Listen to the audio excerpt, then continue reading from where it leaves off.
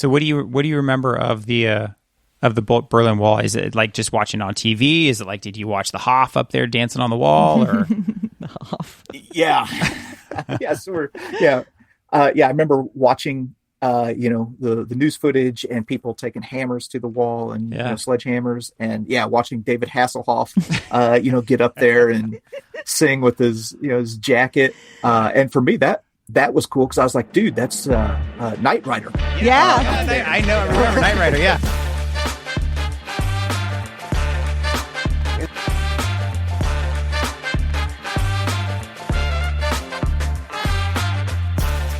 Welcome to Talk with History.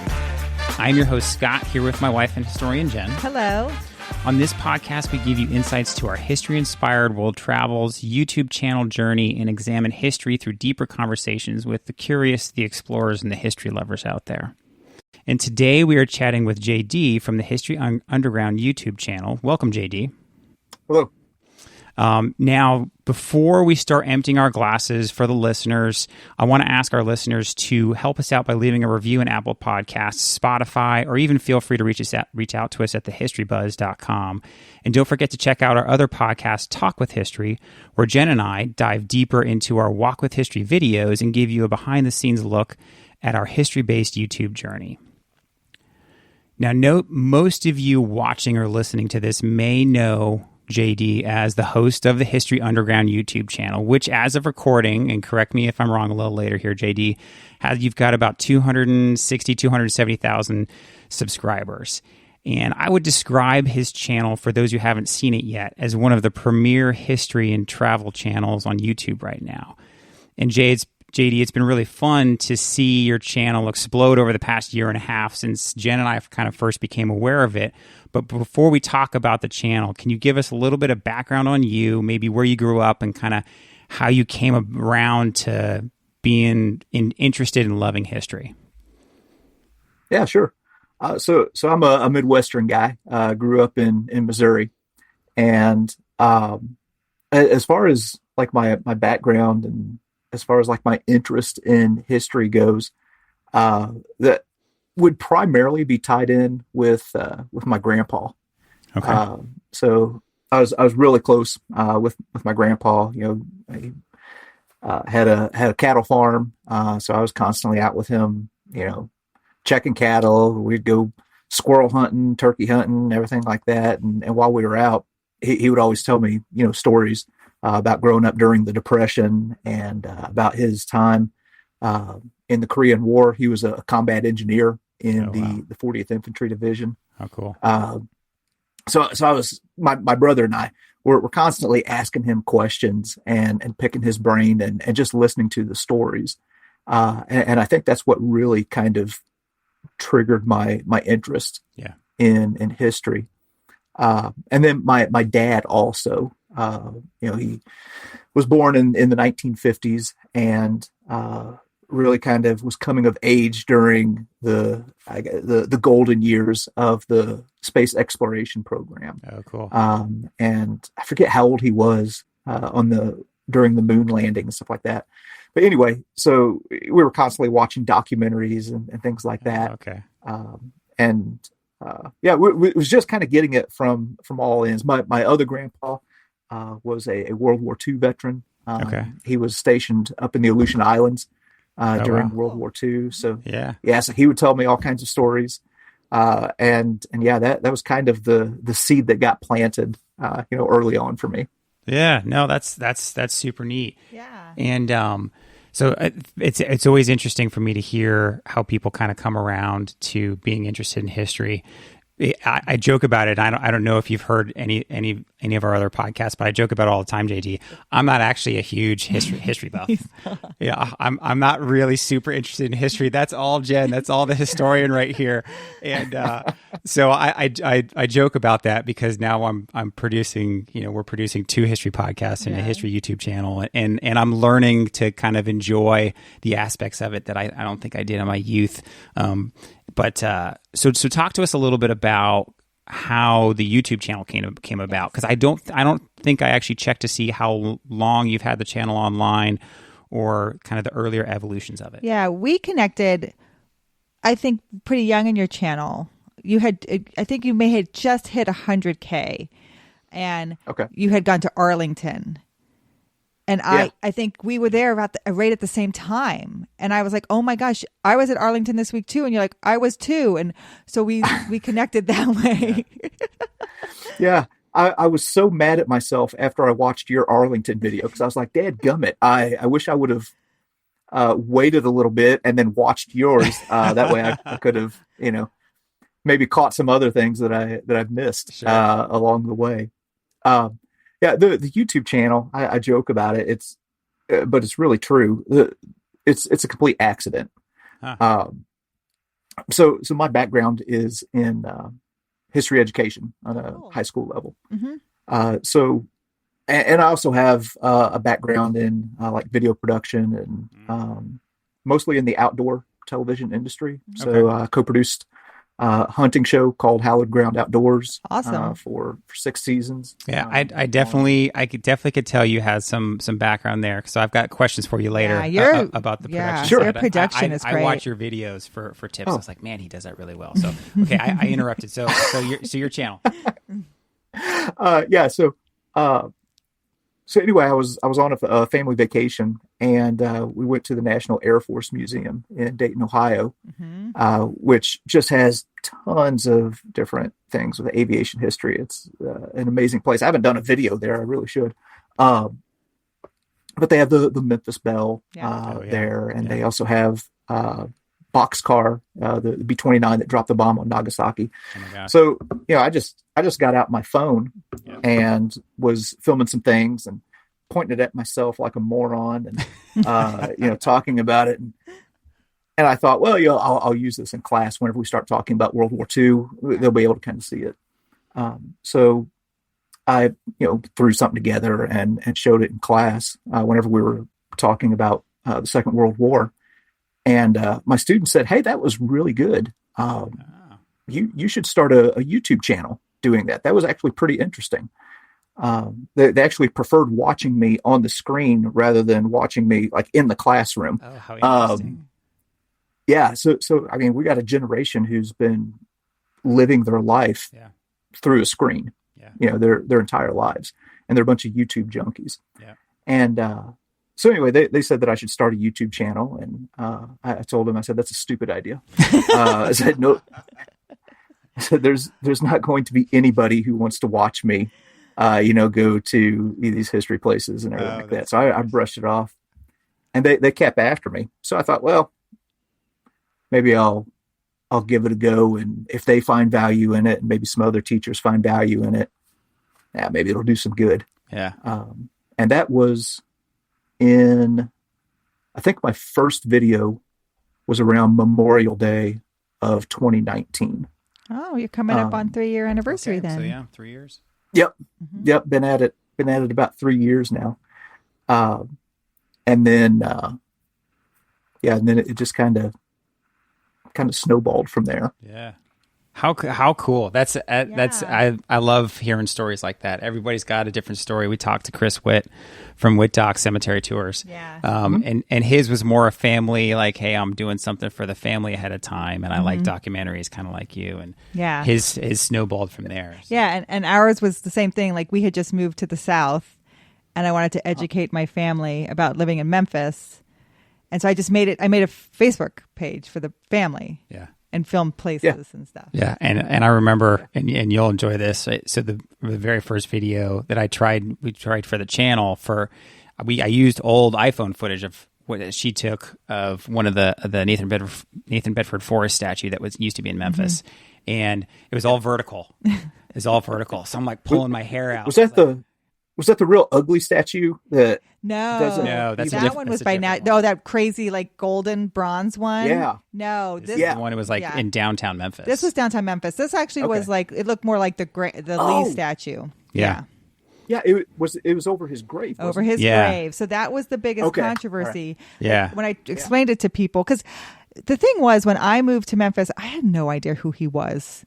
Right? Like, who the heck is Nathan Bedford Forrest? Like, and in the North, we don't really learn who he is. And if you watch Forrest Gump, maybe you remembered that he was named after him. But so I did it mostly to educate my family. Like, who was this big statue in Memphis? Yeah, and then with all the kind of the social stuff that happened later, that was one of the statues that got taken down. But removed. It took a while because of the graves. And so there was plenty of stuff for us to kind of talk about in that first video. So that's how it generates. Same thing, right? I think a lot of people start like, hey, I'm just going to do this because I know how to do some video stuff, or I'm interested and I want to share it with people I know. So no, that's super interesting that your students kind of recommended that to you, and you were like, awesome. Do you thank your students now? You give them all the credit? Yeah. I told them, so, hey, I appreciate it. You guys had a really good idea. It wasn't my idea. No, but awesome. Are you all familiar with the YouTube channel Khan Academy? Yes. So I've heard of Khan Academy. I've never actually checked it out. Yeah, a lot of it. I mean, it started off, I think, with like math. Serious videos doing math problems and stuff like that.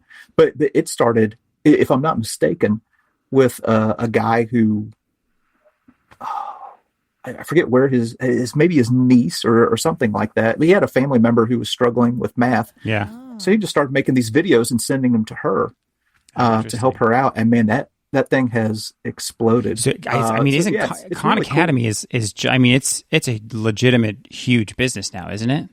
Oh my gosh, yeah. Yeah, it's huge. I'll show it to you later, Jen. But I think I heard about it through like tech circles because I used to listen to a lot of like Apple and tech podcasts and stuff like that. Mm-hmm. Yeah, and JD, I see you're drinking something. So let's what are we drinking tonight, babe? Oh, well, so me personally, I've got a little kind of local IPA that I'm going with. I know you're rocking the Coke Zero. I'm rocking the caffeine. I need the caffeine right now. How about you, JD? So I've got a drink called it's from a company called Origin. It's Jocko Discipline Go. Flavors called is that Sour Apple Sniper? Is that like Jocko Willink, the seal? Jocko Willink? Yep. Yeah. Okay. Yep. Okay. Yeah. So I do some work with the company that he co-owns. Oh, cool. Oh, that's awesome. Oh, right on. Yeah. Well, a little plug for them. Go Navy. So we're gonna move on to the next segment here. So we're gonna do a word association game. All right. Oh boy. So we're not going to do it. Trust me, it's going to be history oriented by the end. You'll understand by the end. So I'll say a word, and I just kind of want the first thing that pops in your head. It can be a word, it can be a phrase, it can be whatever. Right? It can be history related, it can be anything at all. Just kind of the first thing that pops in your head. All right. And for those listening, you guys are more than welcome to follow along. So the first word I have is when I say 60s. What do you think? First thing that popped in my head was Woodstock. Okay. I don't know why, but... All right. Woodstock. All right. When I say actress, what do you think? Grace Kelly.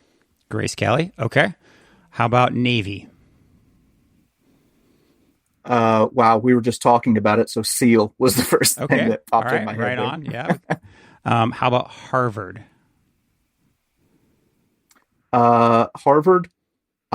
The first thing that popped in my head was Facebook. Facebook. Okay. All right. So we're a little bit all over here. That's good. So this one's going to be a little. This one's going to be a little bit more leading. So I'm going to start a phrase, and I want you to try and finish it for me.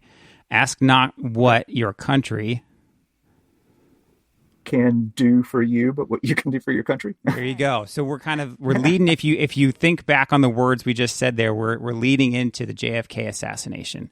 Right, so 60s actress. We're kind of alluding to Marilyn Monroe. We feel it would be too obvious if we said Marilyn Monroe, right? JFK was in the Navy. He went to Harvard, and then asked not what your country can do for you, but what you can do for your country. Mm-hmm.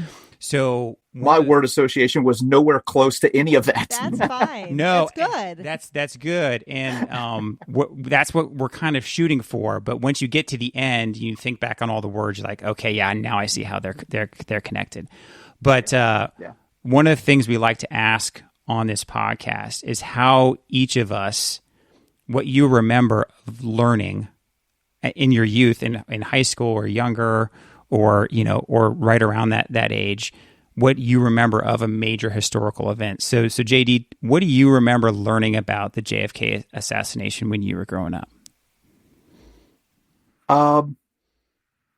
So actually, that's not something that I remember from school necessarily. That would be one with my dad. Oh, interesting. Where my dad was kind of my history teacher there. Okay. And so I was, man, I don't know how young I would have been, but I was pretty darn young. Because I remember watching a documentary about it. Interesting. And seeing the Zapruder film. And I was like, Dad, gum. Wow. It was, for however old I was, it was younger than 10, I would say. Wow.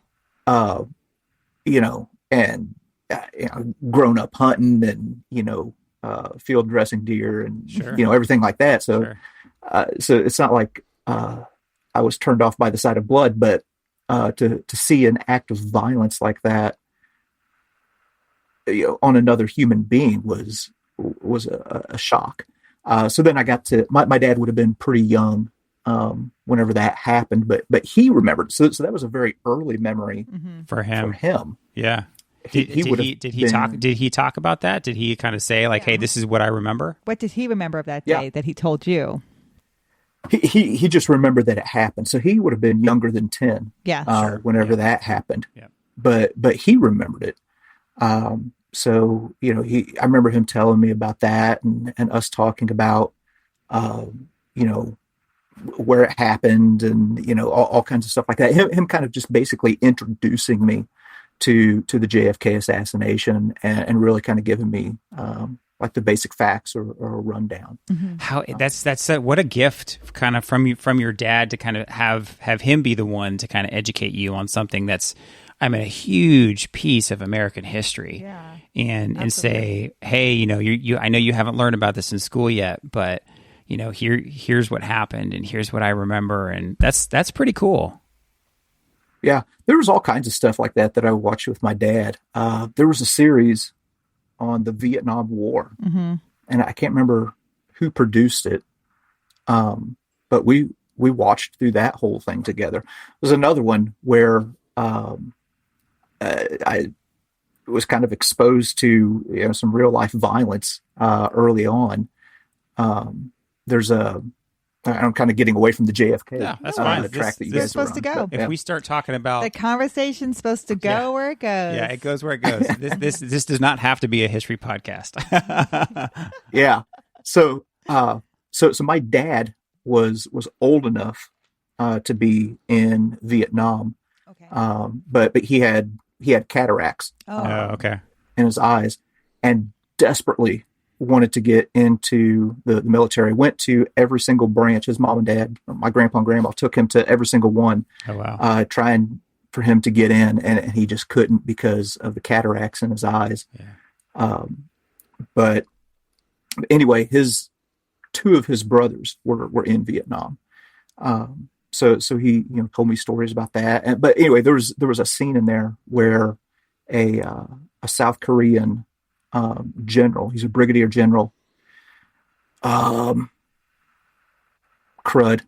his name has escaped me, something. But anyway, it's a very famous photo and very famous video where this South Korean general executes a Viet Cong guerrilla and shoots him in the head right there in the streets of Saigon, I think. Yeah. Mm-hmm. And I remember watching that and I was like, holy smokes, because that was even more violent. Yeah. I'm probably, I don't know, it probably makes my dad sound bad that he was showing me this stuff whenever I was a kid. I had young parents too. I always tell Scott, he's like, your parents, I'm like, my parents were young and I was just along for the ride. They let you watch that? So, but as far as like violent movies or anything like that, or slasher movies, never watched any of that kind of stuff. But if it was real and something from history, my parents didn't really kind of shield me from any of that kind of stuff, and then would have real honest conversations. By the way, side note, kind of interesting story about that South Vietnamese general. Have I been saying Korean this entire time? I think you said it the first time, and then after that you corrected yourself. Yeah. Vietnamese. Okay. Yeah, I'm sorry. Yeah. I'm mixing up. No worries. I had it still in my head. Lots of my conflicts. grandpa was in the Korean War. Yes. Yeah. Anyway, I'm sorry. South Vietnamese is what I've been meaning to say. That guy ended up immigrating to the United States and opened up a pizza place in Virginia. In Virginia? Yeah. Holy cow! Virginia, yeah. Hopefully not in Norfolk. Yeah, we might have to see if we can track that down. I know. I mean, that's not. I mean, we live in right here in Virginia, so. But I'm so with you, JD. Like my parents, I remember seeing Platoon for the first time, and Platoon's very violent. And I was young seeing Platoon for the first time, and I remember having those conversations with my mom because her brother was in Vietnam, and he was a crew chief on a helicopter, and it's hard conversations to have, and those are difficult images to see. So yeah, I get it. Yeah. Now, see, I didn't see Platoon until I was much older. Anything Hollywood. Yeah. You know, I didn't. My parents were pretty good about filtering, you know, the stuff that my brother and I saw. Sure. But as far as history goes, I mean, we saw. Well, they were very willing to. Truth is better. Have those conversations with us. Yeah. So Jen, what do you remember of the JFK assassination? Well, like you said, JD, my mom was young, and she was from New York City, and she remembers hearing over the 1MC that President Kennedy has been ambushed. Yeah. And she thought the Indians had come across the plains. The cowboys and Indians had come across the plains and ambushed him because she's in New York City and he's in Dallas. So she doesn't understand. She just thinks that he was attacked by the cowboys and Indians, right? Because Westerns are big at that time in the 60s, right? And so... About how old would she have been? She was about 9. Yeah. Okay. So that's what she remembers. About the same age as my dad. But I think both my parents just remember that huge grief and mourning of the country. Yeah, I would say that all of for us, right, the three of us, our parents' generation, that's one of those things. Like for us, maybe it's 9/11. For them, it was the JFK assassination. Like you remember where you were when you first heard it, right? Same thing for my parents, right? They remember. Yeah, I think my mom was 10 or 11, and she remembers when it happened and when it came out. And now, like you said, the grief, right? So for our parents' generation, I would say that most of them, that is a significant and large enough event that they can tell you, like, yeah, this is where I was, this is what was going on, this is how I heard it, this is vaguely what I remember, right? Because when you're a little bit younger, you don't understand everything, but. Yeah, that's a pretty big one. That's yeah, and then I'm opposite of you, JD. The movie JFK comes out, right? And like Kevin Costner is playing the prosecutor, and they go all into the conspiracy theories. It's the same director of Platoon.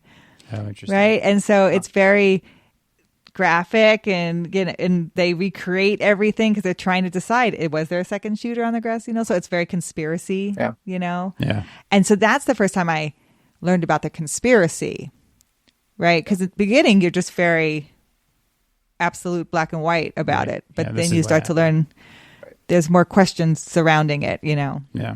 Yeah. I mean, I'll say for myself, I don't really remember learning about it at all.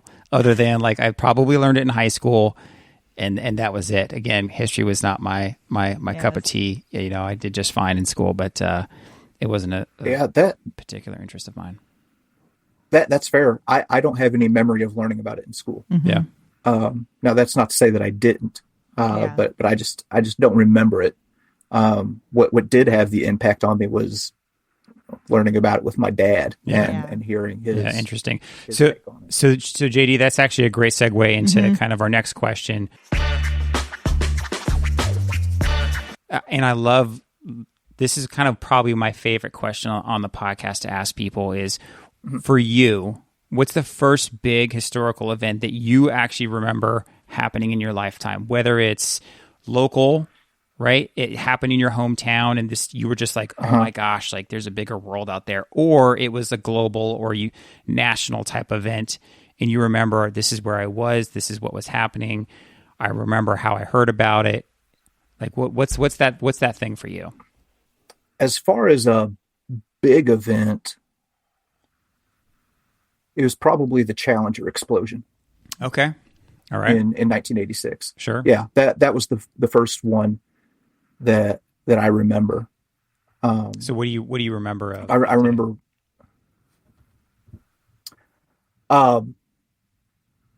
So I remember getting home from school, and my parents were watching the television, and by that time the explosion had already happened.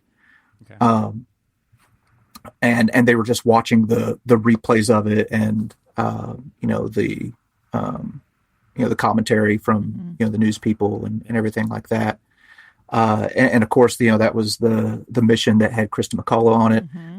The teacher who was going up in space. So that was a really big deal. So it was a really highly publicized launch. Yeah. And really kind of, anything like that would be a tragedy. But that kind of, I guess, amplified it a little bit. So yeah, I remember just kind of sitting down with them and, them explaining to me, what happened and everything like that.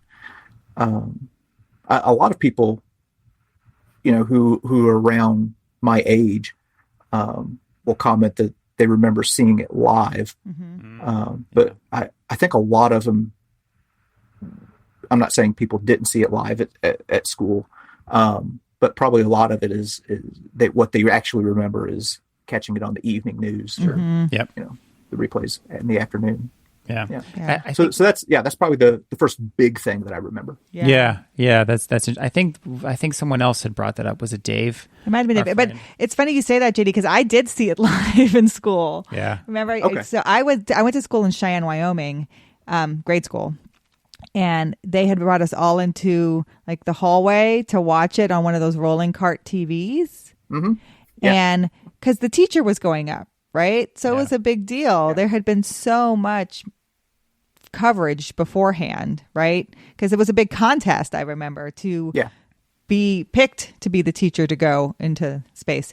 And we were watching it. So this is what I remember about it. We were watching it, and then that happened, and then they just turned it off and told us to go back to class. Like they didn't know what to do. And I just remember being, okay. Like I didn't think of it as a big deal until I got home.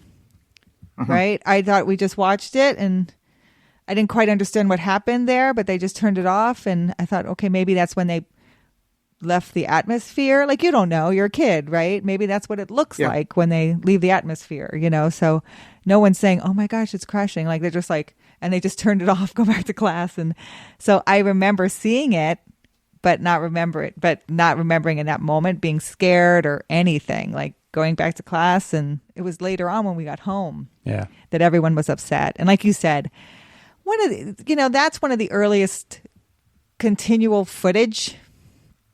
They didn't really used to do that on the news, play something over and over and over. And that was one of the first things that they did was that shuttle disaster. Was CNN a thing by that time?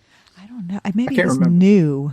Because I remember when Cable News Network came and people were like, no one's going to watch the news for 24 hours. Like, who wants to watch a channel of the news? Oh, goodness gracious. Like, people just want to see it once or twice a day and that's it. And no one thought it was going to make it. Right? Yeah. Little did they know that it was going to explode and lead to the downfall of our civilization. Exactly. I think now I just want to turn it off. There's plenty of people that feel that way. Are like, oh, I can't handle the news today. I'm not doing this. Oh, we've taken some media breaks in this house because it's like I can't handle it anymore. Yeah. So I definitely remember that during the Gulf War, but So I think that's when CNN kind of really kind of established itself, right? Yeah. As being that reliable at the time. And any news work, I'll say any. I won't lean one way or the other on the podcast. You're absolutely right. We'll try to steer away from that on the podcast while I'm drinking. So this says CNN started June 1st, 1980. So they would have been around. So they would have been around. They would have been around. But one of the things I find, JD, that's interesting about the first event that we remember in our youth is it tends to and kind of chime in and see if there's anything that kind of led to further interest, after the fact. But it tends to kind of like be, one, a shock, right? It's typically pretty shocking. And two, it kind of lifts the curtain and you're just like, oh my gosh, there's a larger world out there. Have you ever kind of like, you being in education, have you ever kind of talked to your students about something like that? Like, hey, what do you guys remember of, large historical event or anything?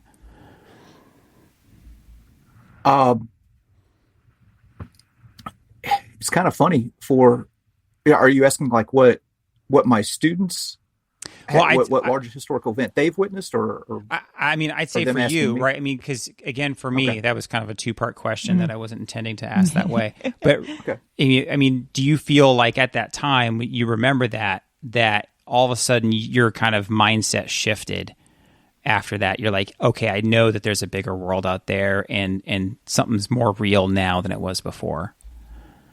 Okay. So there have been a couple of those moments. I can also remember whenever the Berlin Wall fell. Oh, okay. So that was one. Again, I was fairly young. Whenever that happened, but old enough to where I could kind of understand. This is something big. So what do you remember? So we're watching. Of the Berlin Wall, is it like just watching on TV? Is it like, did you watch the Hoff up there dancing on the wall, or the Hoff? Yeah, yes, I remember watching, the news footage and people taking hammers to the wall and sledgehammers, and watching David Hasselhoff, get up there and sing with his jacket, and for me that was cool because I was like, dude, that's Knight Rider. I know. I remember Knight Rider. Yeah, absolutely. Yeah. I was like, where's Kit? Kit's on the west side. So I had no clue what was going on there. I had no idea what the Berlin Wall was, why it was there or anything like that. So that was one that kind of opened up, the world a little bit to me. Sure. As far as, and this is so stinking weird to me, as far as like my students, what they ask me about, is 9/11. Yeah. They want to know, hey, what are your memories of 9/11? Where were you at? What was going on? Because this crop of kids that we have now weren't even alive whenever that happened. I haven't, like you just saying that is like, that's literally hitting me right now, that there's kids that are, later on in high school or graduating high school that weren't even alive then. I was in college still. Yeah. Yeah. Oh my gosh. Yeah. So was I. And really whenever that first hit me, I didn't even think about it. But every year on September 11th, being in a history class and everything, obviously you take time and, talk about it and everything like that. And, high school kids are going to be high school kids. And some of them would kind of moan about it and say, man, we talk about this every year. Yeah. And I'm like, well, yeah, this was a huge deal. I was like, don't you remember? Yeah. And they were, oh my gosh. And they're like, we weren't even born yet. Oh, wow. And I was like, holy smokes. Because it's so, for us. Yeah. Yeah. That feels like yesterday. Yeah. Oh yeah. But it would be like, somebody saying to me, do you not remember the fall of Saigon? Yeah. How could you not? I wasn't born yet. Yeah. Yeah. Sure. So anyway, but there's a lot of curiosity, that the students will have, about that and everything. Then I get to feel like an old man, telling stories about what I remember. Oh my gosh. I haven't had that yet. I mean, we've got 3 kids, right? Like even our oldest isn't quite old enough to be cognizant, to just either care enough or have those questions or anything like that. But I'm sure the day will come when he's old enough to be like, hey mom, hey dad, like, what do you remember of 9/11? And yeah. And that's a tough one, right? I was at a military academy, right, not far from the Pentagon, and like I had friends who had parents that were in the Pentagon. Look, the one guy I knew, his dad was okay, and Jen got winged. I got winged 3 days after 9/11. 3 days after 9/11, her orders changed. She was supposed to go to Japan. Instead, she went to San Diego and then deployed. So for us, it affected us. I mean, there was faculty that were reservists at the Naval Academy. They got recalled and sent on deployment, right? Because all of a sudden there was the surge, right? They're sending all these troops overseas. So for both of us, it changed everything. I mean, her life course changed. I knew people that got deployed because of it. It was so interesting. I tell people, because we don't think about it now, but I joined the military before 9/11 when it really was like, oh, the military, okay, yeah, I guess. Yeah. Because the Cold War is kind of winding down a little. So people were like, well, you must. Mid to late 90s. Yeah. It was always like, you must come from a poor family. And I'm like, well, yeah. And I need the military to go to college. So yeah, that's true. But my dream was always to be a pilot. After 9/11, nobody questioned why I was in the military. Yeah. It was amazing. It was just the 180 that people did. It really surprised me. And I was very proud to see how the nation came together. Yeah, and I'll be interested too, JD. Like you said, you got some students that are kind of interested and are curious, and some that kind of moan and groan. Hey, we talk about this every year, but I'll be interested for them, right? I'm sure they probably won't think about it just like me when I was a junior, senior in high school. And, but later on, eventually I did look back, and here I am talking to people about it, interviewing them about, hey, what's the first thing you remember that kind of opened your eyes to the world? And it's always, I'm sure, you may have a student come back in 5 years and 10 years. And, it's always interesting to pick someone's brain about that. So yeah, I don't know what that'll be, but hopefully it won't be anything as But JD, when I went back, I went back to grad school 20 years after my undergrad, and we did a 9/11 ceremony. And I remember, where were you at 9/11? They're like, I was in kindergarten. I was like, what? Yeah. I'm like, oh my gosh, I'm the old lady now. Yeah. Like, oh my gosh.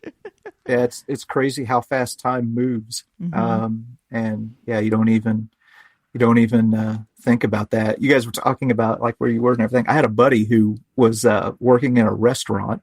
Oh, wow. And he was trying to figure out what to do with his life and everything. And his boss, who ended up later becoming a coworker of mine, told him, he said, hey, you ought to maybe think about going into the military. They'll fund your college and everything like that. And he was like, oh man, I don't know. What if there's a war? And he's like, listen, there's zero chance that this country's those days are over.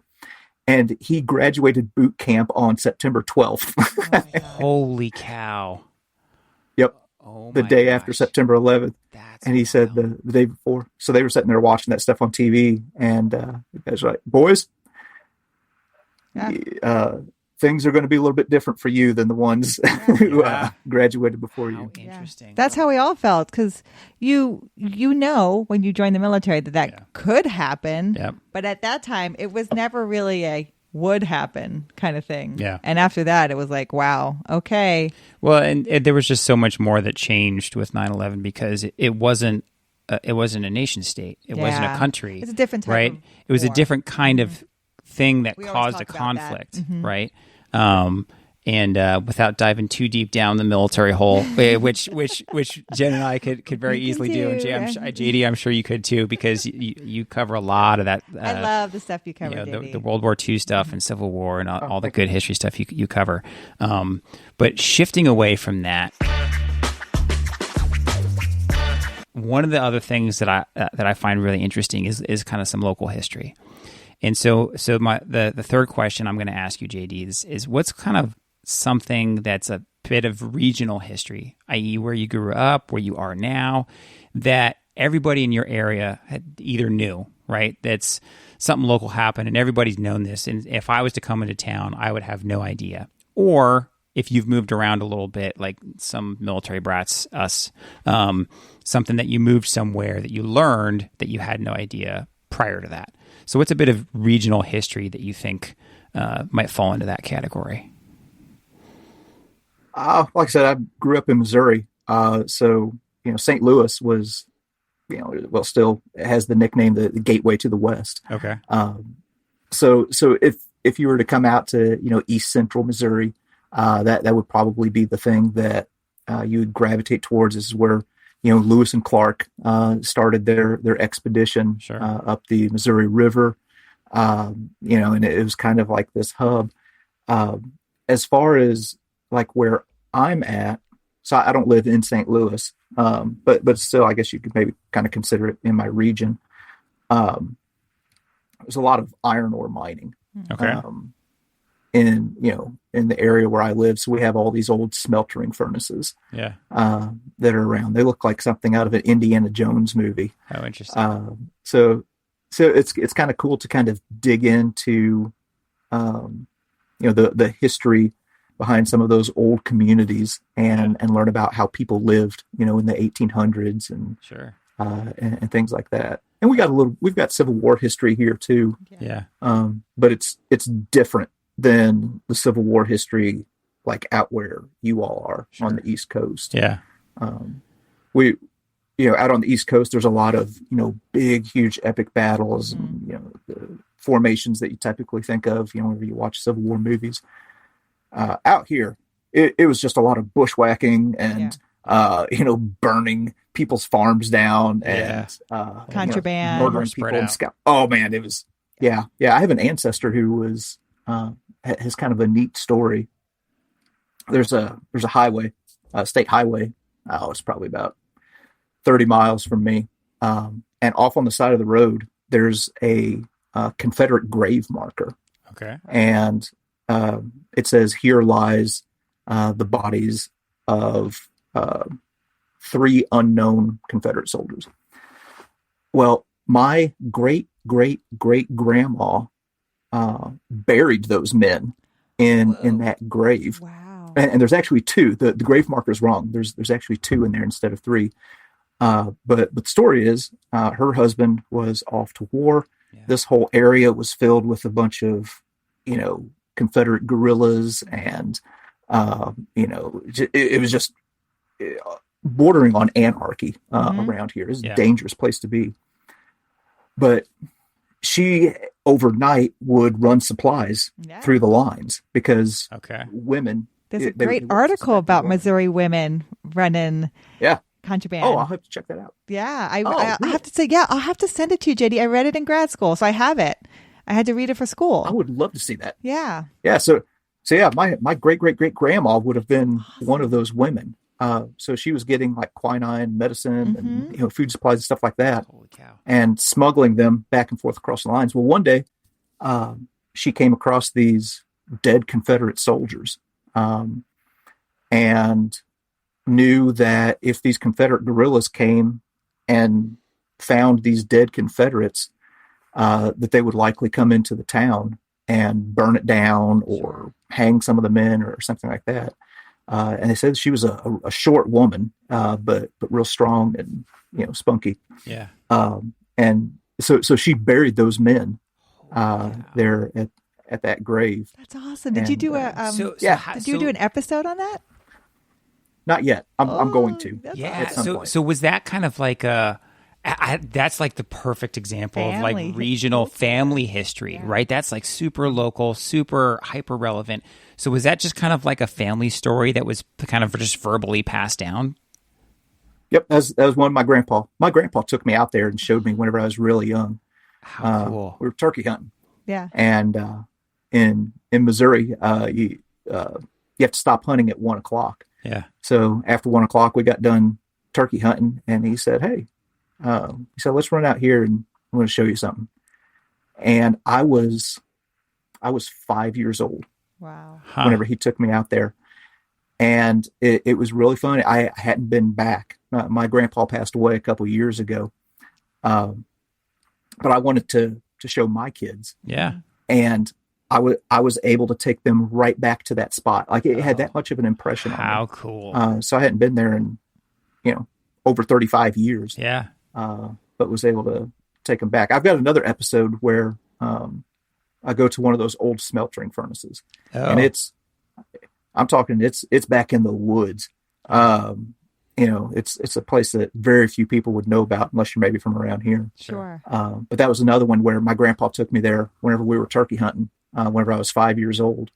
And I mean, it was just burned into my memory, and I was able to, go right back to the exact spot. That's awesome. Took my son there and showed him. That's family history that's passed down. That's really great. Yeah, that's so interesting too, that like the more, again, from the non-history buff guy here, right? The more I learn about history, and we either come across memorials or monuments, and Jen is educating me multiple times because she talks about it before we go, and then we have to record it, and then I'm editing, and so I actually learned a lot more history than I ever expected.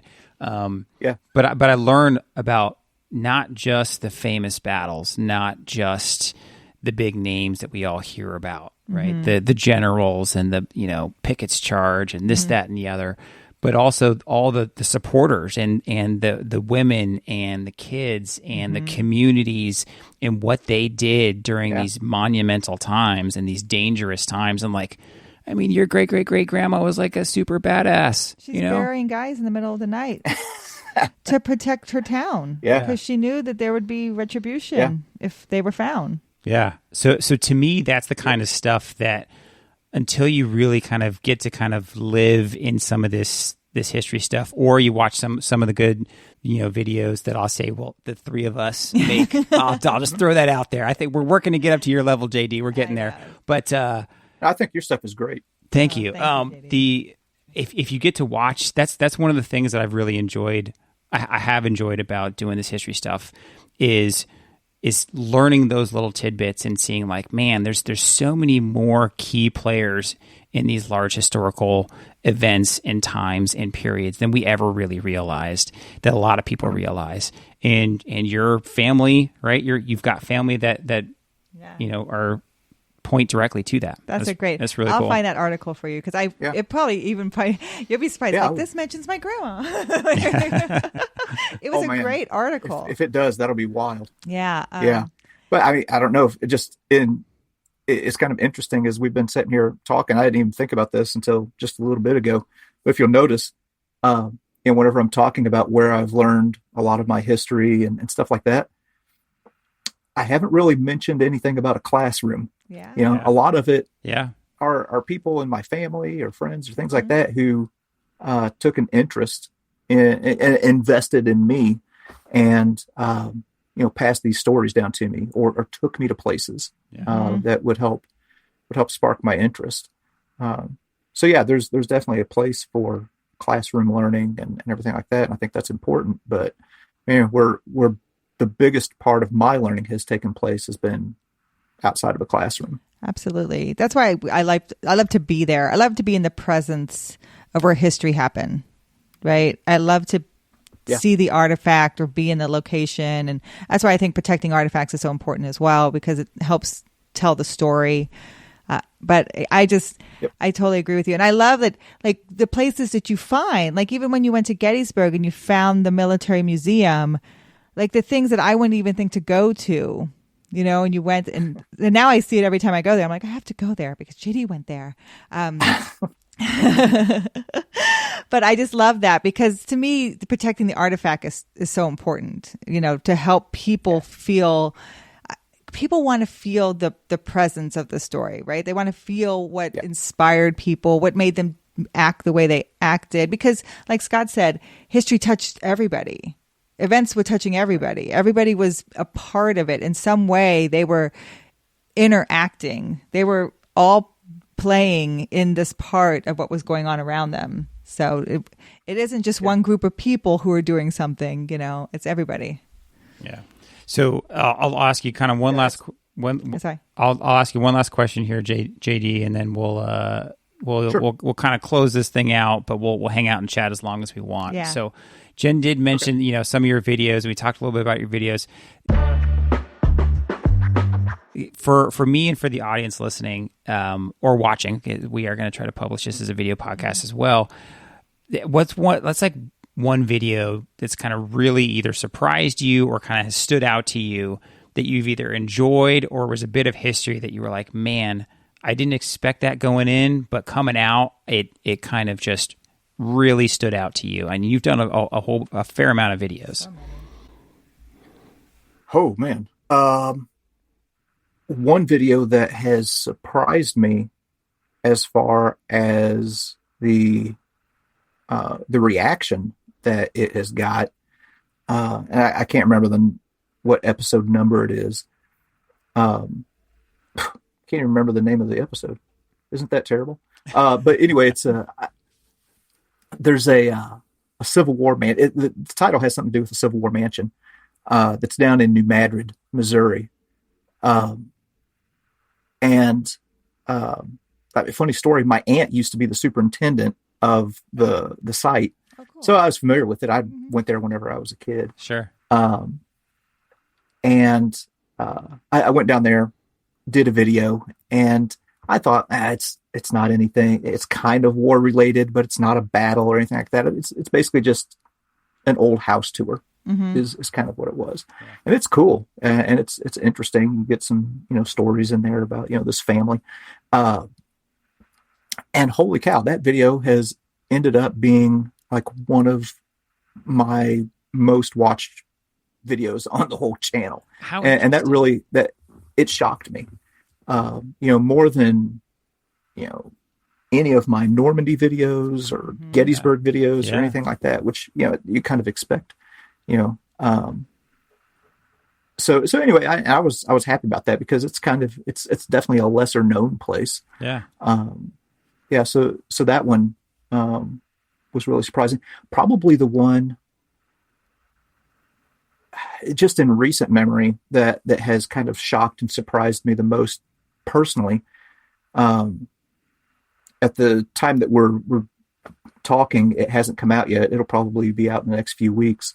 I went to a place in St. Joseph called the Glore Psychiatric Museum, and it's a museum that is on the grounds of a place that was called the Missouri State Lunatic Asylum Number 2. Huh. And it's been converted over into this museum that talks about like the history of mental health and the treatment of mental health. And it is fascinating. It is horrifying. It's just like the way that the way that people were treated. Yeah, how interesting! That sounds super interesting. It sounds like something that stays with you. Yeah. Oh, I was just every time it's going to be a pretty long video because I can't cut anything out of it because the whole thing was just so fascinating to me, and I learned so much. So yeah, in recent memory, that's one that probably stands out the most. And that's going to be, definitely outside my normal, normal serving of, videos, that I do. But, I don't know, there might be, a dozen people that watch it, and but I thought it was really interesting. I'll watch it. No, trust me, JD. I totally get the you're not sure if this different kind of video is going to work, right? Because we're trying the whole hiking and history thing, and that video hasn't taken off, too well. But we're still ironing those bugs out. So here's the deal: you never know. You don't. You never know. I have given, like I said, I've been doing this for 3 years now.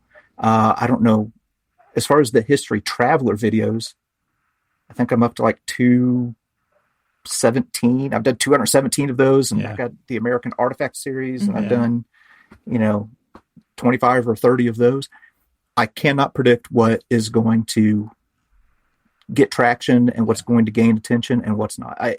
I've given up trying. Yeah. So what I do is I'm like, hey, this interests me, and if it interests you too, then that's cool. And I've had some videos that I'll put out and they'll lay dormant for a year.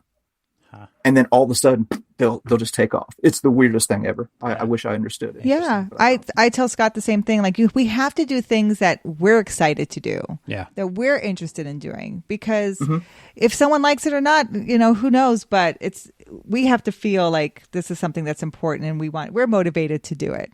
because that'll come across, even in making the video, it comes across. But. Yeah, and part of it, I mean, it's just like what you said. You do the things that you're interested in. Like our kids are getting old enough now that they can go on longer hikes, and so I grew up, camping and playing out in the woods in California and this, that, and the other, and so we're finally able to kind of do that a little bit more. So I was like, how can we work that in? I was like, you know what? Most hikes are kind of in historical areas and they have some interesting backgrounds. We could probably work that in.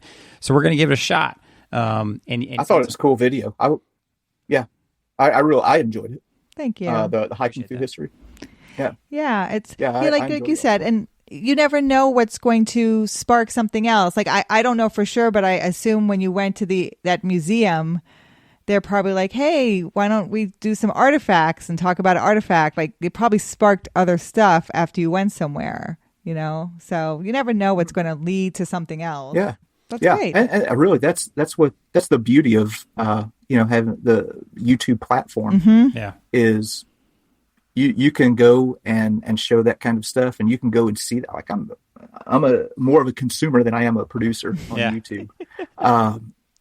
And 15 years ago, if would have went to National Geographic or History Channel or something like that and say, hey, I have a concept for a show.